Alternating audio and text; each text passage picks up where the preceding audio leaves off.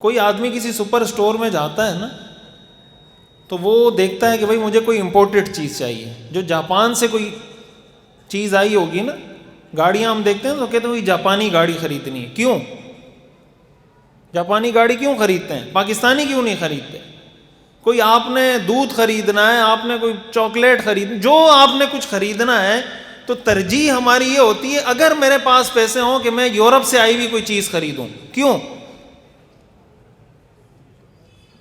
اس لیے کہ وہ انگریز ہیں، اس لیے نہیں، اس لیے کہ مجھے پتا ہے کہ اس نے جو چیز بنائی ہے پیور چیز بنائی ہوگی، یہ خالص چیز ہوگی، اس میں ملاوٹ نہیں ہوگی۔ اس نے اگر لکھا ہے کہ اس میں یہ 10 اجزاء ہیں تو یہی 10 اجزاء ہیں اس میں، اس کے علاوہ کچھ نہیں ہے اس میں۔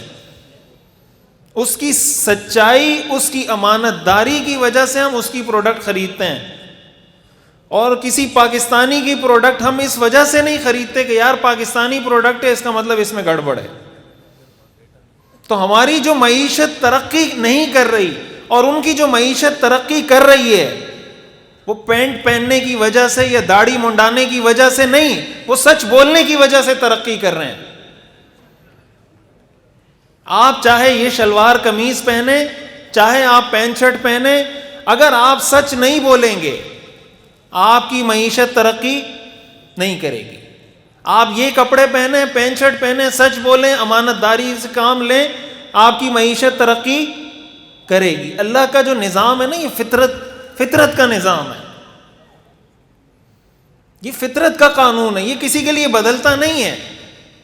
ایسا نہیں ہے کہ کافر پانی پیے گا تو اس کی پیاس نہیں بجھے گی، مسلمان پانی پیے گا تو اس کی پیاس بجھ جائے گی۔ کیوں؟ اس لیے کہ وہ مسلمان ہے، کبھی ایسا نہیں ہوگا۔ مسلمان کی پیاس بھی پانی پینے سے بجھے گی اور کافر کی پیاس بھی پانی پینے سے بجھے گی۔ کوئی فرق اللہ نے مسلمان اور کافر میں نہیں رکھا اس حوالے سے۔ ہمارے استاد محترم ہمیں ایک مرتبہ بتانے لگے کہ ایک انگریز مسلمان ہو گیا، تو انگریز تو صفائی ستھرائی بہت کرتے ہیں، ہم مسلمان تو سمجھتے ہیں کہ میلا رہنا، گندا رہنا یہ شاید اسلام ہے۔ اسلام کسی کو کہو نا صاف کپڑے پہن لو، بھائی پسینے کی بو آ رہی ہے کوئی نہا لیا کرو، کہتے ہیں یار بس فقیر لوگ ہیں، بس ملنگ لوگ ہیں، ٹھیک ہے چلتا ہے۔ یہ کون سی فقیری ہے بھائی؟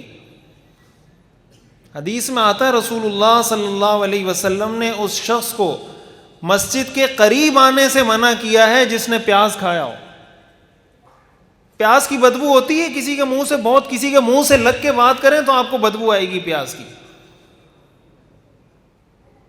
ایسے شخص کو مسجد کے قریب آنے کی اجازت نہیں جس نے کچا پیاز کھایا ہو، تو جس سے پسینے کی بدبو آ رہی ہو اس کو اجازت ہوگی؟ لوگ سگریٹ جلاتے ہیں کسی بھی پبلک پلیس پر بیٹھ کر، خود تو اپنے پھیپڑوں کو خراب کر رہا ہے، 10 اور لوگوں کے بھی گردے اور پھیپڑوں میں وہ دھواں پہنچا رہا ہوتا ہے اللہ کی رضا کے لیے کہ یہ بھی ساتھ مرے۔ کسی کو منع کر دو تو وہ اس کے تیور تبدیل ہو جاتے ہیں کہ یار میں سگریٹ پی رہا ہوں، تمہیں کیا بولا ہے؟ آپ کو پتہ ہے رسول اللہ صلی اللہ علیہ وسلم نے فرمایا مجھے دنیا میں کچھ حبب الی من دنیاکم ثلاث، تمہاری دنیا میں مجھے 3 چیزیں محبوب ہیں، ان میں سے ایک چیز خوشبو ہے۔ ایک چیز کیا ہے؟ خوشبو ہے۔ آپ صلی اللہ علیہ وسلم کو بدبو سے شدید قسم کی نفرت تھی۔ یہ گزشتہ دنوں آپ نے دیکھا ہوگا، وہ ایک بحث چل رہی تھی سوشل میڈیا پر کہ گدھا حلال ہے یا گدھا حرام ہے، اور لہسن حلال ہے یا لہسن حرام ہے۔ ایک صاحب نے یہ بحث چھیڑ دی تھی کہ گدھا حلال ہے، اور کہہ رہے تھے کہ گدھا اگر حرام ہے تو پھر لہسن بھی حرام ہونا چاہیے، اس لیے کہ خیبر میں رسول اللہ صلی اللہ علیہ وسلم نے گدھے کو بھی حرام کیا تھا اور لہسن کو بھی حرام کیا تھا، تو تم کہتے ہو کہ گدھا حرام ہے اور لہسن حلال ہے، اس لیے کہ لہسن تمہیں اچھا لگتا ہے، گدھا تمہیں اچھا نہیں لگتا۔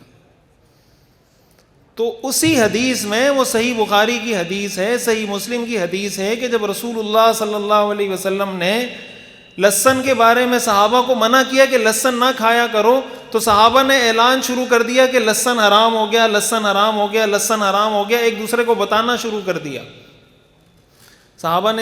صحابہ کو حضور نے جمع کیا اور کہا لہسن حرام نہیں ہے، لیکن میں ملائکہ سے، میں فرشتوں سے بات چیت کرتا ہوں اور فرشتوں کو بدبو سے شدید نفرت ہے، اس لیے میں نے تمہیں منع کیا ہے کہ لہسن نہیں کھایا کرو کہ اس میں بدبو ہوتی ہے۔